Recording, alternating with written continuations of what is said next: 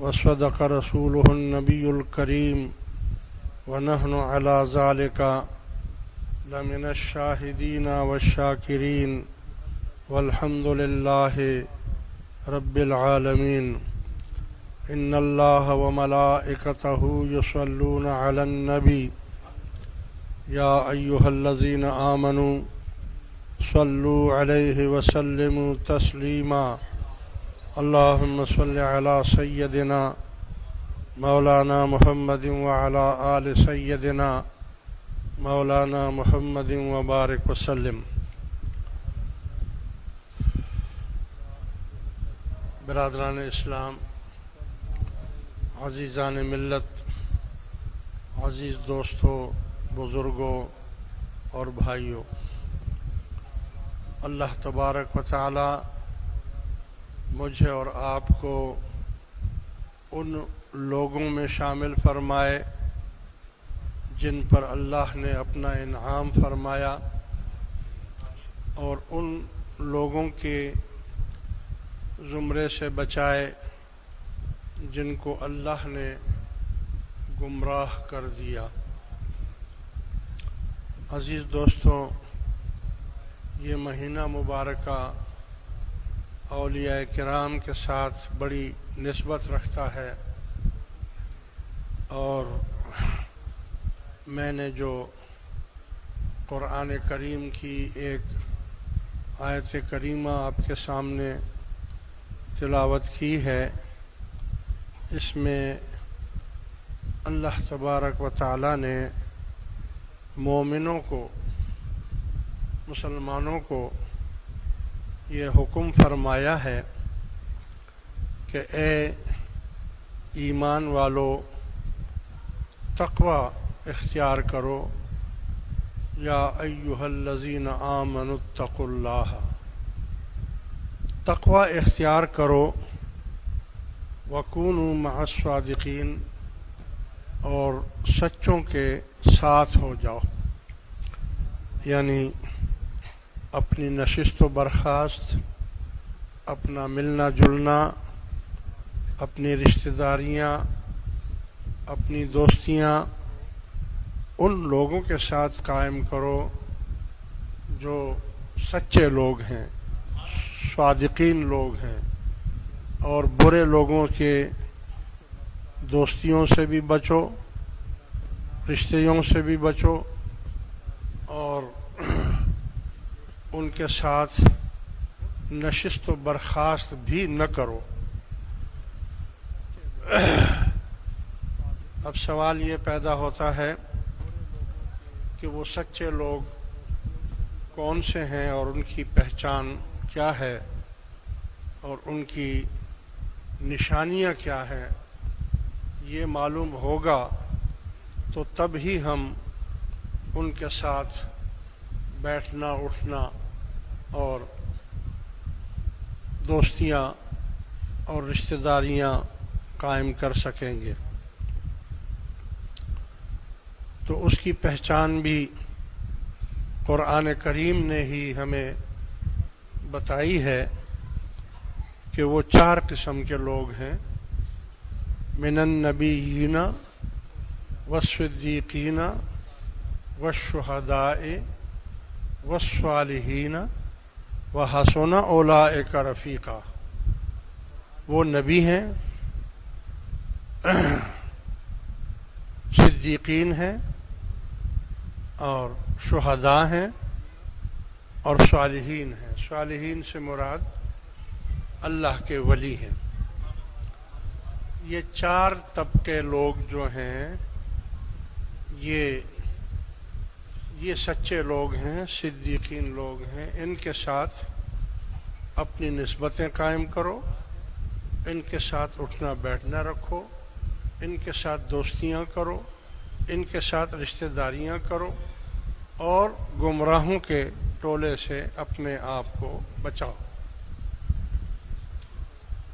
عزیز دوستو،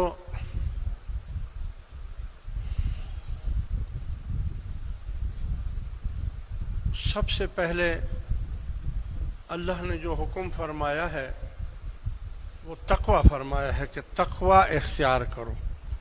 یا ایھا الذین آمنوا اتقوا اللہ. تقوی کہتے ہیں خوف خدا کو، یعنی آپ کے دل میں اگر خدا کا خوف ہے تو سمجھو کہ آپ متقی ہیں. دوسرے معنی میں اس کا معنی یہ بھی ہے کہ تقوی کہتے ہیں بچنے کو. حضرت عمر فاروق رضی اللہ تعالی عنہ سے کسی نے پوچھا کہ اے خلیفۃ المسلمین، تقوی کے کیا معنی ہے؟ آپ نے فرمایا کہ کبھی تم کسی ایسی پگ ڈنڈی پر گئے ہو؟ پگ ڈنڈی کہتے ہیں کہ جیسے پہاڑ یا جنگل میں ایک راستہ ہوتا ہے جس پر صرف ایک آدمی چل سکتا ہے اور اس کے آس پاس جھاڑیاں ہوتی ہیں، کانٹے دار جھاڑیاں.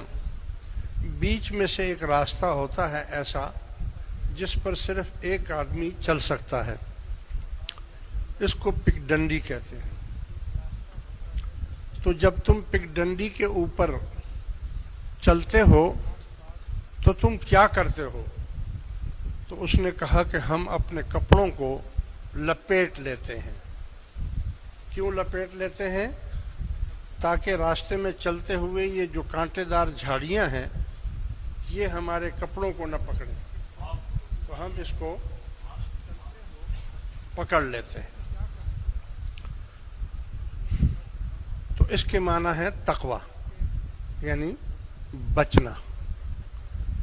اور شریعت میں تقوی کہتے ہیں کہ آپ کوئی ایسا کام نہ کریں جس میں شک آ جائے یا شبہ آ جائے یا آپ پر کوئی انگلی اٹھائے یا آپ پر کوئی الزام لگائے.